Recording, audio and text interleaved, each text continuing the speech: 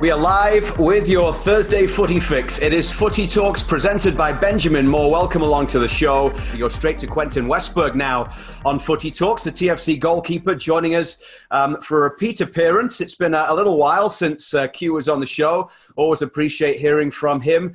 And thanks for waiting. We really appreciate you being on with us. Last time we had you on the show, you were about to have a fourth child. So how is life with 4 kids? Hello, guys. Thanks for having me. Thank you. It's balanced. It's balanced to my wife's point. Now it's 2 and 2. It's been going fine. We've been really fortunate, given the environment and this moment in time. We cannot complain. She's doing perfectly well, and her brothers and sisters are really happy to have her. No, we're one happy family. Well, congratulations on that. Before we get into TFC, we were just chatting about Lionel Messi, and obviously you have a bit of a rooting interest in PSG. Do you think there's any chance he ends up in Paris? As much as I like Paris, Messi is the guy of one club. I mean, I hope he doesn't leave Barcelona. I'm like you, Steven. I heard you earlier. I think he's a Barcelona guy. He's the club, and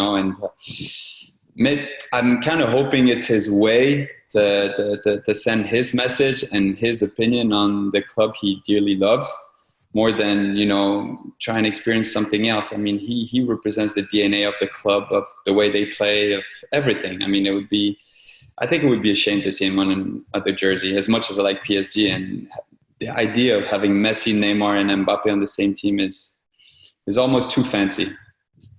Yeah, it's hard to imagine him, isn't it, in that other shirt, and even to the point where, the pressure that would be on him if he joins PSG or Manchester City or Juventus, any of these other teams, for me would be too much for the guy, because nothing's going to be like playing for Barcelona, playing in any classic teams with Xavi and Iniesta and the like. So I personally hope that either he takes a new challenge upon himself, like I said, or he stays with Barcelona. But you guys had a tough game, obviously, on Tuesday night. Q, it was a bit more difficult than normal. Like, what's been the aftermath of that first and foremost, and has it refocused you guys a little bit in these last few games in this little Canadian series of MLS?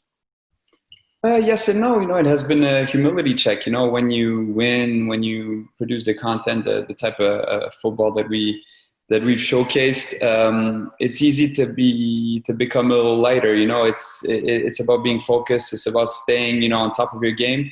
So I would take it as a little slap in the back, and a humility check also. We're a team everybody expects the best of, and there are high standards, and we have high expectations for ourselves. So this is what you get. One little thing goes wrong and you lose a game, but now it's on to the next one. And as I said a lot, but it's also comforting, is let's stick to our principles, our playing principles, our mentality principles, and let's be the team that creates a lot, but also is really gritty. And I think as long as we stick to these principles, we're good. That goal you conceded on Tuesday was the first in a long time in Major League Soccer's regular season. TFC with 4 clean sheets for the first time in club history. You got 3. Greg Vanney talked an awful lot about the fact that this is a complete team effort. That the defending and that resolute mentality is something that has changed, obviously, this year to last. And a lot of it came with the introduction of Omar Gonzalez last July, and you seem to improve defensively towards the end of last season as well. But when you look at this team and this group of players that is around you right now, as the goalkeeper, what is it that makes them so good to play with in terms of, not conceding goals? Well, first and foremost, I think it's the mentality, the high press. It's, as much as we haven't been taking a lot of goals lately, it's a lot of credit to ourselves, to be fair, because we've been also really brave defending most of the time with 1v1 in the back, and taking that risk. And okay, we're going to apply pressure very high on the field and make it very hard for them to find a good pass, but we still leave quite a lot of depth behind us, and this is where there's a lot of credit to be given to the central defenders, and also the total awareness throughout 90 minutes, the focus and being there for one another, and having played for that stretch of time together and having gone through the moments that we have both on and off the field, makes it easier when you really partner up with your team, with your teammates, and especially with your defense. You want to build this, you want to know each other's strength.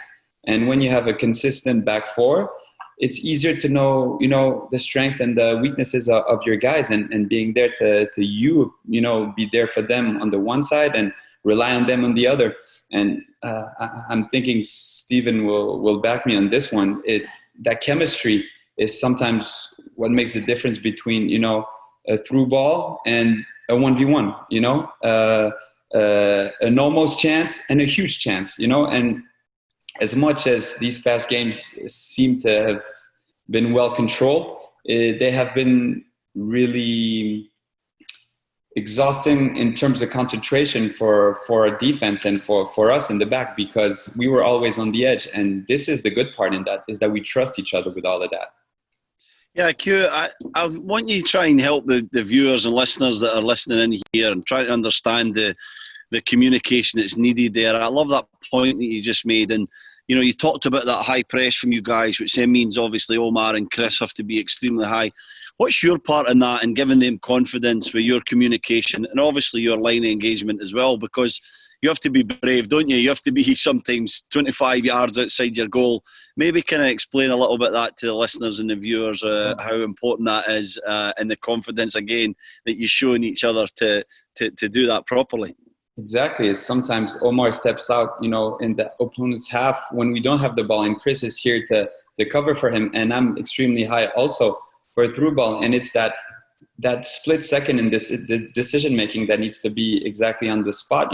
When do I come out? When do I don't? When am I reckless? When am I there for my teammate? And this is the balance. And this is where, trusting each other and having a clear identity on who's in front of you and how the team plays, that makes it maybe easier for us. And on the other side, we kind of release the pressure on the forwards to drop so deep, do something they don't really like. We're high up there, and this fits the quality of our players. So yes, I mean, I was sure you would understand, but it's these little split seconds, these little split decisions that need to be perfect, because if you're out there in no man's land, then you have a big goal with a lot of space and a forward with the ball to his feet. If you're on time, it's just like it seems, oh yeah, he's just sweeping for his central defense, And as easy as it looks, it needs a lot of focus, a lot of concentration. And this is the good part, is we rely on each other and we trust each other with that. And this is probably the consequence of this, Greg Vanny wants you to have the ball at your feet and be comfortable and be good. There was one the other night where I can't remember the exact play, but you stepped past the defender and it was the attacker. It was a tight situation. You managed to get by. And we commented on the broadcast that you make it look as if it's easy, even though at times it's like, skin of your teeth stuff in terms of just pulling off the play. Do you enjoy that, with the ball at your feet and that opportunity to do that in this team? So I enjoy the mentality, that exact action. I enjoy once it's done and it's properly done, because when we talk about a thin line, being on the edge and making very precise decision making, I think this one was really on the edge. Okay. But this is the part also. I cannot enter a game and be scared of anything happening. I need to rely on my decision making, on my abilities, and on my defender. So it's being balanced in your assessment, and it's not being reckless. It's risk reward kind of assessment. And I think over the course of a season, if you're able to cover that much, if you're able to end opportunities for the opponent high on the field and also have control of the ball and be an 11th player, when you do, you apply more pressure and you become an overwhelming team, instead of, maybe you pass back the ball to the goalkeeper and he hits it out of bounds or he gets rid of it. And this is our out, for the opposing team. When the team comes to BMO or we go somewhere and they start pressing, and after 15 minutes, they keep running after the ball and they feel like they can't press anyone, then it's a different game. We win the mental part, and then we can establish our game also. Vancouver was a good example. They tried and come out pressing the first game, and we had a lot of space, and we felt like we were in full control. In the second game, they didn't come pressing at all. Like I had the ball, and I just had to play to my central defenders because the forwards were 25 yards out. And this is, in a way, gratifying because we know that when we are being pressed and with this mentality, maybe we can become an even more overwhelming team starting from the back. Yeah, and I love the way you've put that there, Q. And I just wanted to add that it really is a mindset in terms of playing out for the back. And nothing can take away from that mentality, can it? You know, it comes for the head coach. It gives confidence to the goalkeeper, the defenders, the players to get on the ball.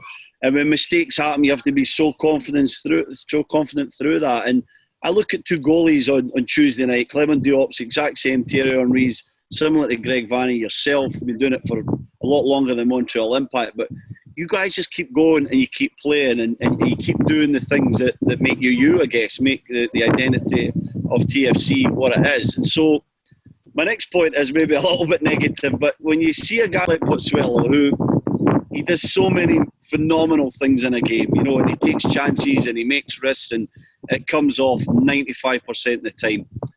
What happens at halftime when you come in there and, you know, someone doesn't come off like Tuesday night, obviously, and it's a bit embarrassing for the team and it was a big opportunity to come back level. And I know you guys are tight and together, but, you know, how do you communicate that? How do you guys discuss that within the change room and how do you kind of move forward? Try and like take us into that a little bit if you can.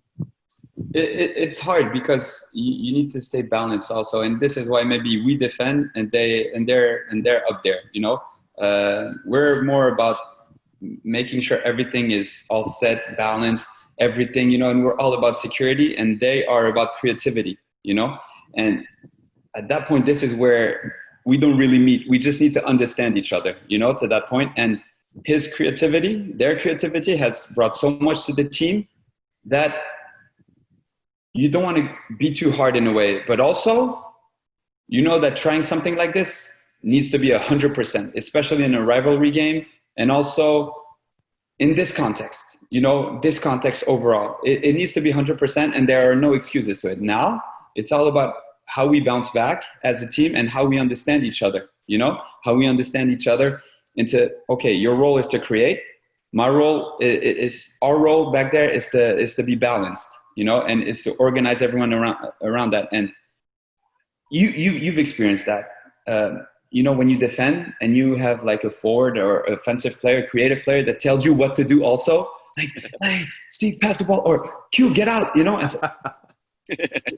Believe me, it's a lot easier from you guys' perspective than from ours. And we don't tell you what to do on the opposite hand. So it's finding that right balance. And I'm sure Tuesday was a good lesson. Anyway, it has to be a good lesson because this cannot happen again. Have you ever faced one like that, a penalty in your career? No?